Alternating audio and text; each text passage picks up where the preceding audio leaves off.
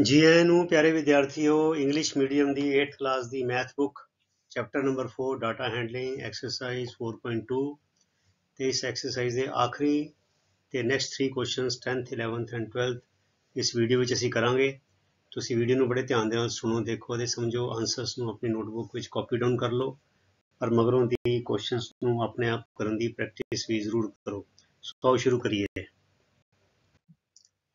इसी चैनल के उत्ते प्यारे बच्चों तुहाडी 3 प्लेलिस्ट हो रही हैं, 8th साइंस, 8th इंग्लिश ਅਤੇ 8th इंग्लिश ग्रामर। सो तुसी वो प्लेलिस्ट ते जाके इंग्लिश तुहाडी टैक्सट बुक जिहड़ी है my English companion, English grammar ते साइंस दे वीडियोज़ भी देख सकते हो। सो आओ देखिए क्वेश्चन नंबर 10 कहता है the following histogram shows the frequency distribution of the edges of teachers in a school. ਇਹਦੇ ਵਿੱਚ ਸਕੂਲ ਦੇ ਟੀਚਰਸ ਦੀ ਏਜਿਸ ਦਿਖਾਈਆਂ ਗਈਆਂ, ਉਹ ਹਿਸਟੋਗ੍ਰਾਮ ਹੈ। सो जिवें कि पिछले वीडियो च असीं कीता सी, हिस्टोग्राम नूं स्टडी करना है, ऑब्जर्व करना है ते ਉਹਦੇ ਹਿਸਾਬ ਦੇ ਨਾਲ ਉਹਦੇ बेसिस ਤੇ ਅਸੀਂ क्वेश्चंस ਨੂੰ आंसर्स करना है। सो बच्चों ਇਹ ਤਿੰਨ क्वेश्चंस ਹੈਗੇ ਨੇ, आओ वन बाय वन ਅਸੀਂ ਕਰਦੇ ਹਾਂ। सो बच्चों ਹੈਗਾ, मैं हिस्टोग्राम ਨੂੰ ਵੱਡਾ कर ਦਿੱਤਾ है ਤੇ आंसर्स ਨੂੰ मतलब कि स्पेस थोड़ा है ताकि एक एक करके करांगे ਆਪਾਂ, ताकि ਸਾਨੂੰ क्लियर नज़र आ जाए। ठीक है। सो बच्चों एजिज इन ईयर्स ते नंबर ऑफ टीचर्स। सो कहते what is the number of eldest and youngest teachers in the school. School दे विच सब तो वड्डी उम्र दे अते सब तो छोटी उम्र दे किन्ने किन्ने टीचर हैं। ठीक है।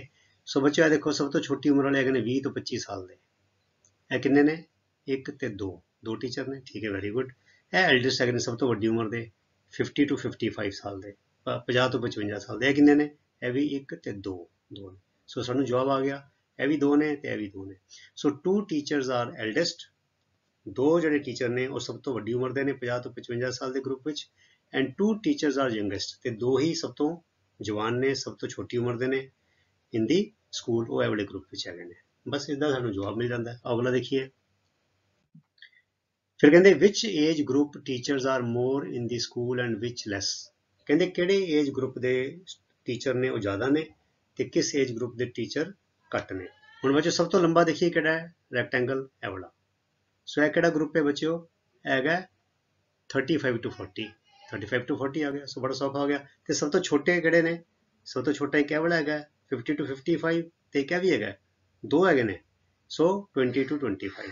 सो सानू जवाब मिल गया 35 to 40 age group teachers are more, जिहड़े 35 ਤੋਂ 40 ਸਾਲ ਦੀ ਉਮਰ ਦੇ ਜਿਹੜੇ ਟੀਚਰ ਨੇ ਉਹ ਜ਼ਿਆਦਾ ਨੇ ਤੇ 20 to 25 and 50 to 55 age group teachers are less. ਤੇ ਜਿਹੜੇ 20 ਤੋਂ 25 ਸਾਲ ਦੀ ਉਮਰ ਦੇ ਗਰੁੱਪ ਦੇ ਨੇ ਤੇ 50 ਤੋਂ 55 ਸਾਲ ਦੇ 55 ਸਾਲ ਦੀ ਉਮਰ ਦੇ ਗਰੁੱਪ ਦੇ ਨੇ ਉਹ ਟੀਚਰ ਘੱਟ ਨੇ। ਠੀਕ ਹੈ ਜੀ, ਅੱਗੇ ਚਲੀਏ। ਫਿਰ ਕਹਿੰਦੇ what is the class size. ਇਹ ਤਾਂ ਬੜਾ ਸੌਖਾ ਹੈ ਬੱਚਿਓ, ਇਹ ਦੇਖੋ 20 ਤੋਂ 25 ਹੈ ਨਾ। ਸੋ 25 ਚੋਂ 20 ਗਿਆ, 25 ਚੋਂ 20 ਘਟਾ ਦਿਓ, 25 minus 20 is 5। So the class size is 5। बड़ा सौखा है। हाँ, अगला देखिए। ਹੁਣ अगला क्वेश्चन आ गया बच्चों मल्टीपल चॉइस क्वेश्चन, वो भी हिस्टोग्राम के बेस ਤੇ ਹੈਗਾ। ਇੱਥੇ ਅਸੀਂ ਆਨਸਰ ਦੇਣੇ ਨਹੀਂ, ਉਹਨਾਂ ਨੇ ਆਨਸਰ ਸਾਨੂੰ ਮਲਟੀਪਲ ਦੇ ਦਿੱਤੇ ਨੇ, ਅਸੀਂ ਉਹਦੇ ਚੋਂ ਰਾਈਟ ਆਨਸਰ ਚੂਜ਼ ਕਰਨਾ ਹੈ। ਕਹਿੰਦੇ ਪਾਰਟ ਇਹ ਹੈਗਾ, below is the histogram depicting marks obtained by 44 students of a class. 44 students ਨੇ ਐਗਜ਼ਾਮ ਦਿੱਤਾ ਤੇ ਉਹਦੇ ਜੋ ਮਾਰਕਸ ਆਏ ਉਹਨਾਂ ਦੇ ਉਹ ਇੱਥੇ ਹਿਸਟੋਗ੍ਰਾਮ ਬਣਾਇਆ। ਕਹਿੰਦੇ choose the correct answer of ਦੀ ਫॉलोइंग। आओ देखिए एक एक करके। सो पहला क्वेश्चन है बच्चों what is the class size. So जो साफ पता लगता है, देखो 10 20 30 है ना। सो 20 minus 10 is 10। So class size is 10। ये तो बड़ा सौखा सीगा है ना। आगे चलिए, अगला गया right the number of students getting highest. So बच्चों हाईएस्ट मार्क्स है वाले होंगे जो सब तो ज़्यादा मार्क्स है वाले है ना, 90 to 100। ये कितने स्टूडेंट ने, 1 2 3 4, देखो मेल खाना ना 4, 4 students. So answer is 4. 4 students have achieved the highest marks. अगला आ गया how many students get more than 60 marks। more than 60 देखो 100 90 80 70 60। ठीक है, इतों दी काउंट करांगे, more than 60 marks 60। सो यह बच्चे हो गया 4, फिर आ गया 7, फिर आ गया 5 तो फिर आ गया 4। सो ये जोड़ देंगे 4 + 7 11, 11 + 5 16, 16 + 4 20। सो 20 students have obtained have got more than 60 marks। सो साडा जवाब आ गया 20। ठीक है, अगे चलिए। फिर आगे बच्चों, how many students gate less than 40 marks. Less than 40 मतलब की है 10 20 30 40 इत्थे तक काउंट करांगे, ठीक है ना। सो कितने बन गए 3 + 2 ते प्लस है 5, ठीक है। सो 3 + 2 + 5 कितना हो गया 10। So 10 students have got less than 40 marks, ठीक है बच्चों। आगे चलिए, अगला आ गया, in which class interval number of students are maximum. So maximum number ये देख लो बच्चों, सब तो ज़्यादा स्टूडेंट्स इतने हैं 8 है ना, तो केड़ा ग्रुप है 40 to 50, बस 40 to 50, सो लिख देना 40 to 50। So 40 to 50 group is the group class interval having maximum number of students, ठीक है। 8 स्टूडेंट्स है देखो 8 मतलब 8 students have got marks in the range of 40 to 50, ठीक है। आगे चलिए, अगला आ गया बच्चों क्वेश्चन बी, जनरल नॉलेज का क्वेश्चन है, मतलब की है थ्योरेटिकल कॉन्सैप्चुअल क्वेश्चन है। इन अ हिस्टोग्राम, मतलब कि हिस्टोग्राम दे विच if all the intervals are of the same size, interval सारे सेम साइज ਦੇ ਹੁੰਦੇ ਨੇ, ਜ਼ਿਆਦਾਤਰ ਅਸੀਂ ਹਾਲ ਤੱਕ ਸਾਰੇ सेम इंटरवल साइज वाले हिस्टोग्राम ਕੀਤੇ ਨੇ। then area of each bar is equal to, ਹੁਣ ਬੱਚੋ ਜਿਹੜਾ ਬਾਰ ਹੈਗਾ ਇਹਦੀ ਸ਼ੇਪ ਕੀ ਹੈਗੀ ਹੈ ਰੈਕਟੈਂਗਲ, ਠੀਕ ਹੈ।